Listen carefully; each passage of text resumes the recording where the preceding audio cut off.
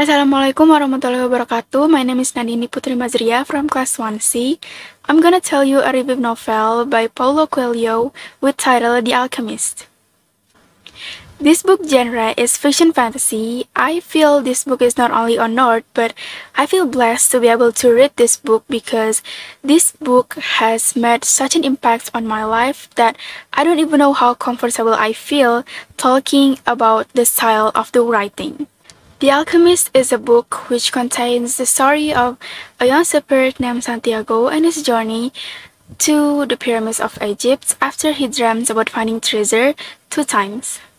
So, after telling his parents about his dreams, he started to find the treasure alone with his sheep.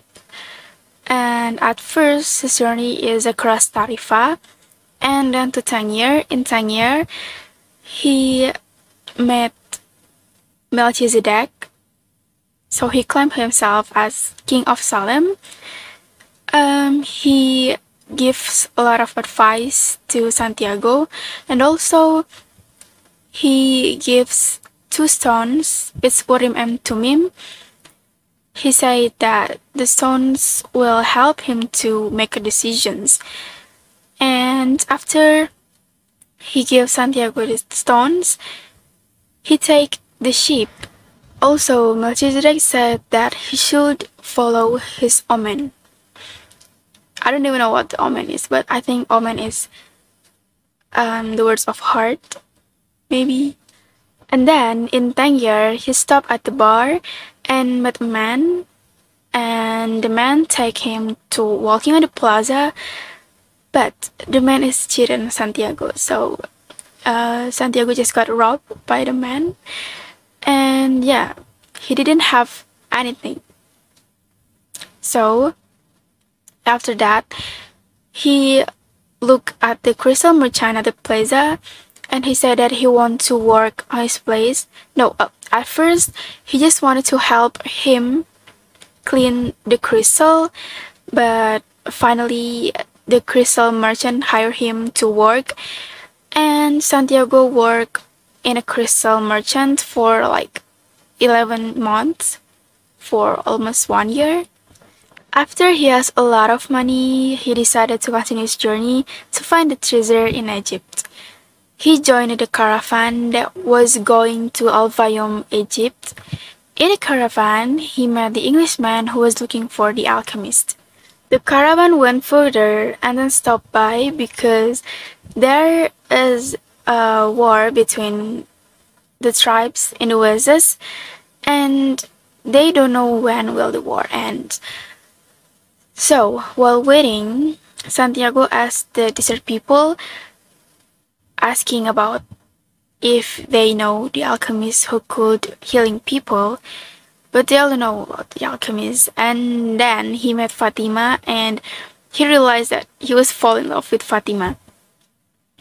And after a month, the caravan leader telling them that he doesn't even know when the war will end, and after that the boy just saw 2 eagles fighting and went to the dream interpreter to know what does it mean.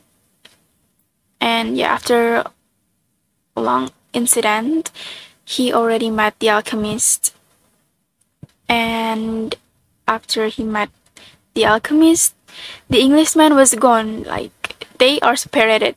We don't know where he was. And yeah, they are going together to find the boy's treasure. The alchemist and Santiago went together. The alchemist gave a lot of advice to Santiago, but they are separated too on a monastery. And from the monastery, it's near to the pyramids of Egypt, so Santiago went alone after from the monastery. And finally, Santiago just arrived in Egypt, and he was about to climb the dune. When he reached the top of the dune, he can see the solemn and majestic pyramids of Egypt. But there's another omen. He should dig the sand where his tears are falling, and that is where the treasure was. When Santiago digging the sand, he heard a footsteps and several men just come, and one of the men said that he already had the same dreams like Santiago, but the dreams say that his treasure was in Spanish, which is in Santiago's hometown. So this is the ending. The ending is very, very shocking and surprised me because actually the treasure was in his hometown under the sycamore tree near the abandoned church that he used to tend his sheep. And yeah, Santiago just came back to Spanish, to his hometown. And yes, the treasure was under the sycamore tree. That's his treasure was. Well, before I tell you about my thoughts about this book, I want to tell you something that I have read on Wikipedia that Paulo Coelho just wrote this book for only 2 weeks because he said that the story has written in his soul. I don't know what. Well, next my thought about this book is actually very, very inspirational, of course, but there's some words that I don't even know what's the meaning, like personal legends and omens. But I interpret that omen means the words of our heart, so that's okay. But overall, this book can read by everyone, and there's a lot of good quotes in this book. I want to read 3 of them.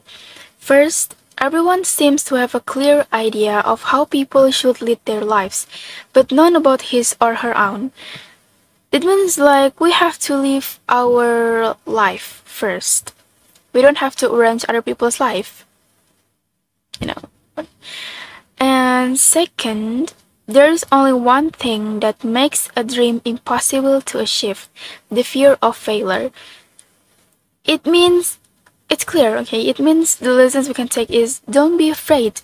Don't be afraid of a failure. Just try your best, because if we are afraid of failure, we cannot achieve our dreams. Next, the third quote is, they show that when we strive to become better than we are, everything around us becomes better too. It means don't stop become a better person.